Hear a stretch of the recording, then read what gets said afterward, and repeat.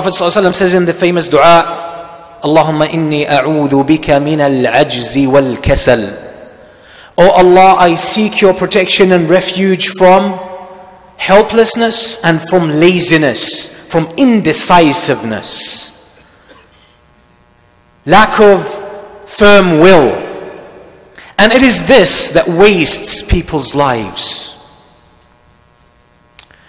Allah subhanahu wa ta'ala advises the Prophet ﷺ in the Quran, and He instructs the Prophet ﷺ to seek counsel and advice from the believers even in important issues.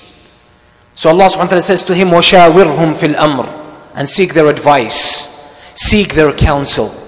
Then Allah subhanahu wa ta'ala says to him, فَإِذَا عَزَمْتَ فَتَوَكَّلْ عَلَى اللَّهِ. Then when you reach a decision, when you decide on a resolution, put your trust in Allah. And that implies when you put your trust in Allah, you go about and you fulfill your decision.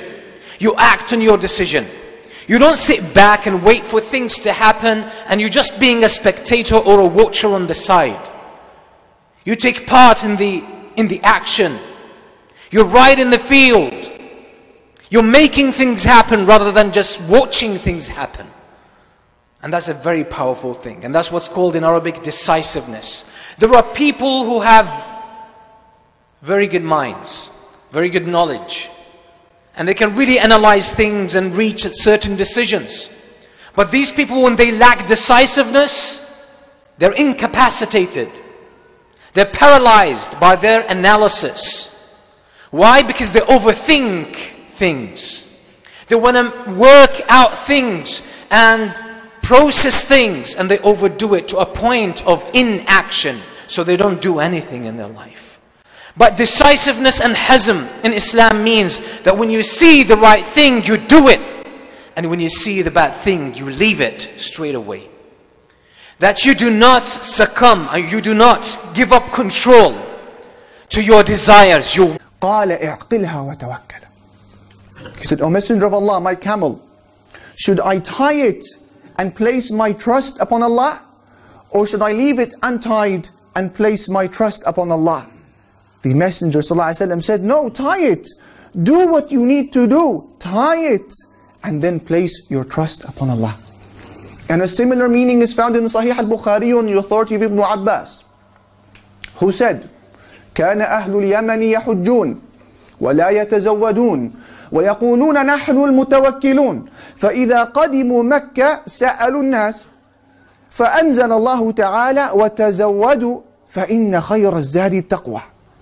He said the people of Yemen, when they would go to Mecca to carry out their pilgrimage, they would not carry with them any luggage, and they would not take with them any belongings or provisions.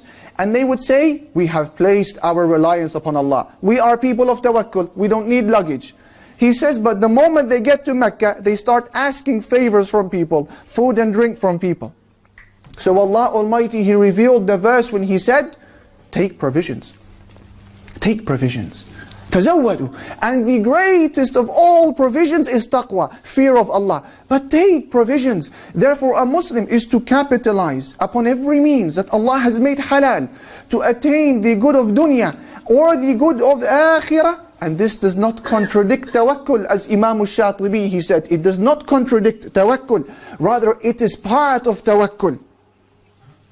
Even if these means seem to be very ineffective and small. You may say, Ya akhi, my CV is very weak, and my wealth is very little, and my efforts are very small. You have to take the means if you want your tawakkul to be complete, whilst your heart is completely attached to Allah. Therefore, we see when Ayub alayhi salatu wasalam, he became ill, and he asked Allah for relief. Allah gave him relief, but what did he say? Urkud birijlik. هذا مغتسل بارد وشراب. Allah said to him, you want the cure? Kick the earth with your foot. Kick the earth with your foot. A little spring of water will come out. Drink from it and wash your body. You will become cured. Why did he need to kick the earth? Allah Almighty could have caused the water to come out without requiring the ill man to kick the earth. And how strong will be the impact of the kick of an ill man?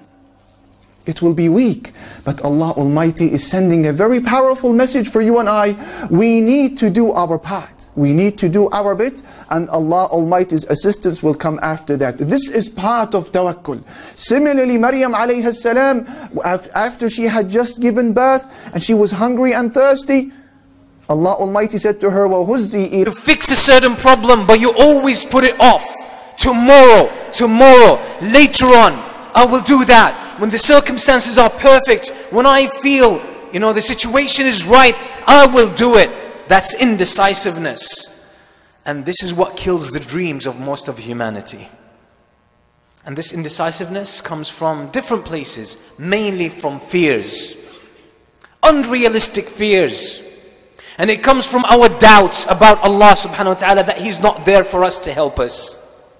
Whereas when someone truly has trust in Allah subhanahu wa ta'ala, they would act. And this is why Allah subhanahu wa ta'ala in the verse where He said to the Prophet sallallahu alaihi wasallam, seek their counsel. And when you reach a decision, put your trust in Allah. Allah didn't say when you reach a decision, act upon it.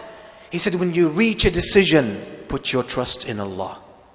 Because that implies when you put your trust in Allah, you're going to act. Allah didn't need to say you act, because it's implied in putting your trust in Allah subhanahu wa ta'ala.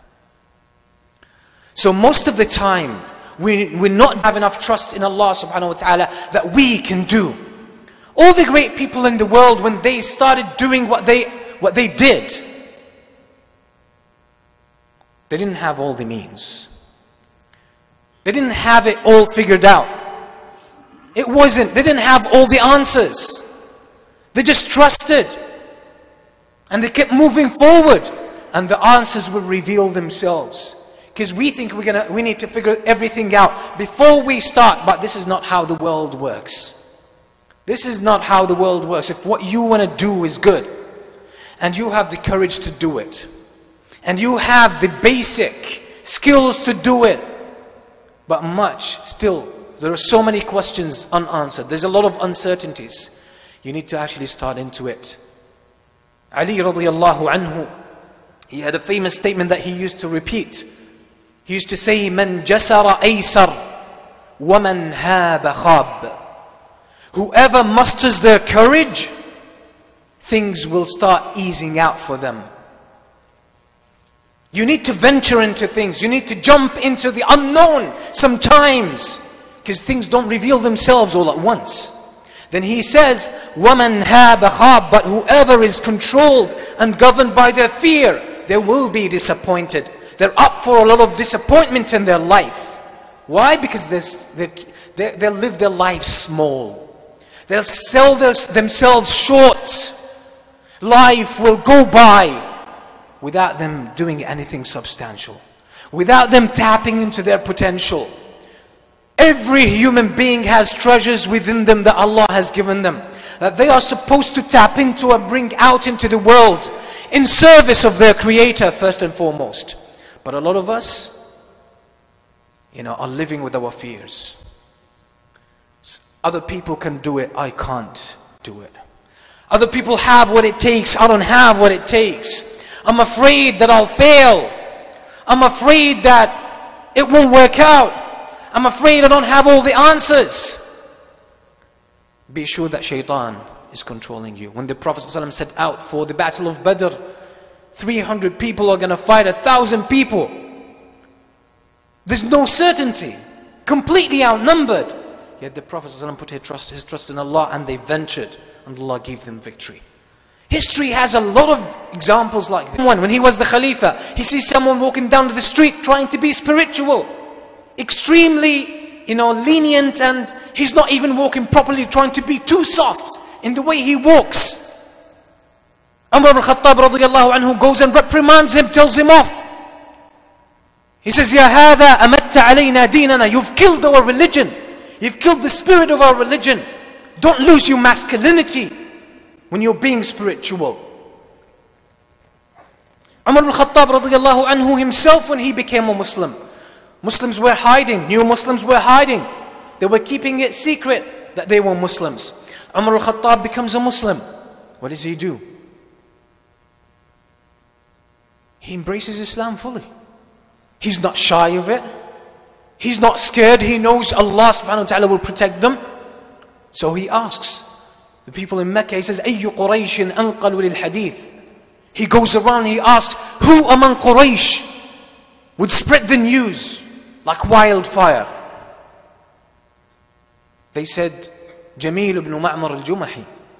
There was a man, his name was Jamil ibn Ma'mar al-Jumahi. He's a man, you tell him something, give him 10 minutes, all of Mecca knows about it now. He's going to air the news. Umar al-Khattab goes to him straight away. He didn't say tomorrow. He didn't say, let me plan it out. Let me think about it. Let me put a study about it. No. He wants everyone in Mecca to know that he's a Muslim now and that they should watch out for him now. So he goes to Jamil and he says, do you know that I've become a Muslim? And I testify, Ashhadu an la ilaha illallah wa ashhadu anna Muhammadan Rasulullah. Jamil, upon hearing this, he doesn't reply. He brings his cloak together, walks to the middle of Mecca. He calls out on everyone, hey people of Mecca, do you know that Umar al-Khattab has apostated? In the sense that he left their religion. أَتَدْرُونَ أَنَّ عُمَرَ قَدْ صَبَأ يَا مَعْشَرَ قُرَيْشِ أَتَدْرُونَ أَنَّ عُمَرَ. If you pay attention to doubt in your salah, how many sajda did I make? How many rak'ah did I make? And you start entertaining doubt, the next prayer, the following prayer, you do the same again. It becomes a habit of the mind. So that's decisiveness. Again, decisiveness. So when you see something good, go about and act upon it. Do it. There is something that you need to do. Do it. The Prophet ﷺ says, أَحَبُّ الْأَعْمَالِ إِلَى اللَّهِ الصَّلَاةُ عَلَى وَقْتِهَا. One of the most beloved and dearest acts to Allah, you pray on time. Time for salah, go and pray. Don't say, well, Asr is going to be 5 o'clock. I still have time to pray Dhuhr. I'll pray at 4:30. If that's your style, you're going to do the same with the rest of your life. You keep things dragging. You always play, catch 25. You keep trying catching up on things. You always stay behind. You give someone an appointment at 1 o'clock, be there 1 sharp. If not before that. You say, they'll wait 5 minutes, 10 minutes. Then it will drag. It will become a habit that you will come half an hour, 1 hour later, then you won't see a big deal. Why? It's become a habit. It's become a habit.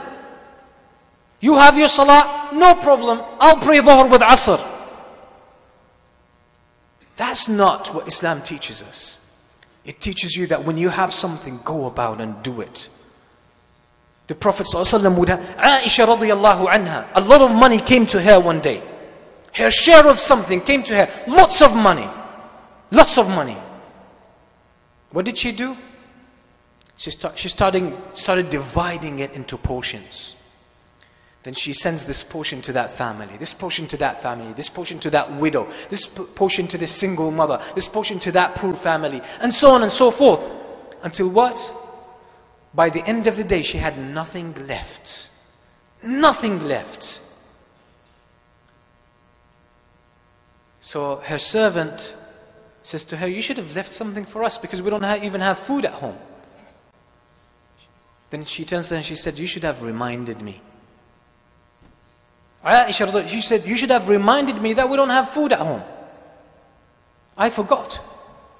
The Prophet ﷺ one day, he received a big share as well. And he started giving it away, giving it out to other people.